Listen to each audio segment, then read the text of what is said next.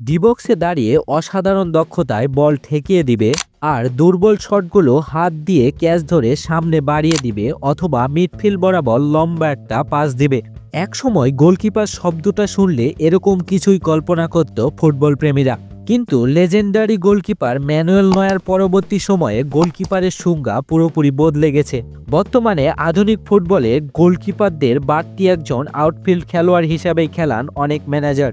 গোলকিপিংয়ের এসব বিবর্তনই তুলে ধরব আজকের এই ভিডিওতে। তবে ম্যানুয়েল নয়ারের আগেও কিছু ব্যতিক্রমী গোলকিপার ছিল যারা একজন আউটফিল্ড খেলোয়াড় হিসেবে খেলে গেছেন, কিন্তু সেই সংখ্যা ছিল খুবই কম। তখন গোলকিপাররা শুধু প্রতিপক্ষ দলের শট ঠেকানোর জন্যই অপেক্ষা করত।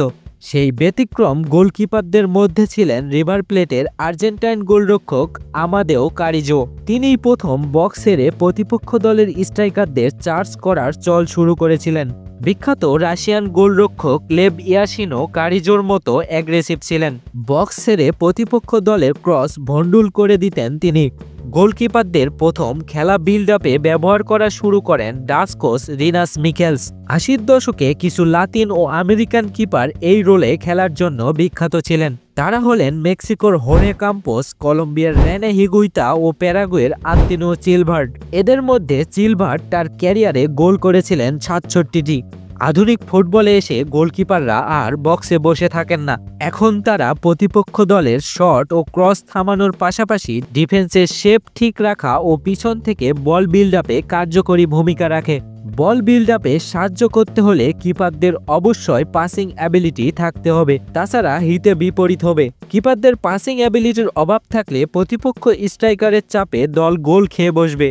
গত 10 বছরে কিপারদের পাসিং অ্যাবিলিটি আগের তুলনায় অনেক বেড়ে গেছে। পাসিং অ্যাবিলিটির কথা আসলে নয়ার, অ্যালিসন ও এডারসনের কথা চলে আসে। তারাই কিপারদের পাসিং অ্যাবিলিটি কাকে বলে তার উজ্জ্বল দৃষ্টান্ত। আগের মতো কিপারদের মিডফিল্ড বরাবর লম্বা পাস দেওয়ার হার এখন অনেকটা কমে এসেছে। চলুন কিপারদের ম্যানেজাররা কিভাবে বল বিল্ড আপে ব্যবহার করছেন তা নিয়ে আলোচনা করা যাক।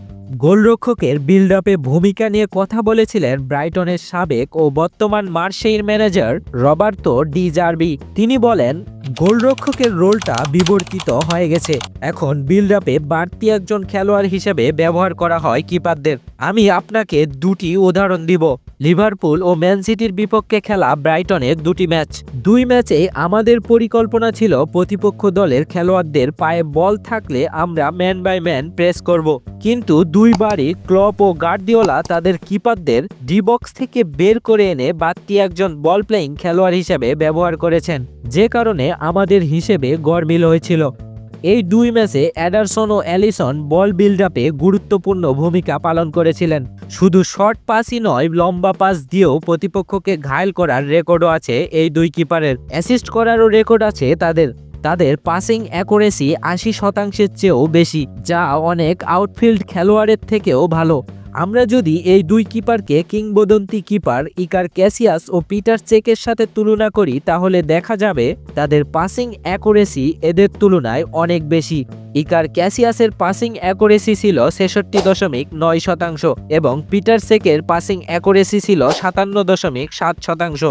এছাড়া এই ধরনের কিপাররা প্রতিপক্ষ দলের প্রেসিংয়ের মাত্রা বেড়ে গেলে ডিফেন্ডারদের সাথে টিকিটাকা পাস খেলে খেলার গতি কমিয়ে আনেন। আধুনিক ফুটবলে বল প্লেয়িং কিপার এখন আর বিলাসিতা নয়, বল প্লেয়িং কিপার এখন সব ক্লাবের জন্যই খুবই গুরুত্বপূর্ণ। ম্যানচেস্টার ইউনাইটেডের গত 10 মৌসুমে সবচেয়ে বেশি সেরা খেলোয়াড়ের পদক পাওয়ার পরও ডেভিড ডিহিয়াকে বিক্রি করে দেওয়া হয়েছিল, কারণ তার বল প্লেয়িং অ্যাবিলিটি ভালো না। আমরা যদি বর্তমানে ইউরোপের শীর্ষ ক্লাবগুলোর দিকে তাকাই, তাহলে দেখা যাবে সবারই 1 নম্বর কিপার দারুণ বল প্লেয়িং কিপার, যেমন ম্যান সিটির এডারসন, লিভারপুলের অ্যালিসন, আর্সেনালের ডেভিড রায়া, মাদ্রিদের কর্তোয়া, বার্সেলোনার শেজনি, পিএসজির দোন্নারুমা ও ইন্টারের ইয়ান সোমার। এরা সবাই বল প্লেয়িং কিপার। সামনের দিনে কিপারদের মাঝে আরও কতটা বিবর্তন ঘটতে পারে এখন সেটাই দেখার বিষয়। For more updates, subscribe to our YouTube channel and click on the bell icon. Follow us on Facebook.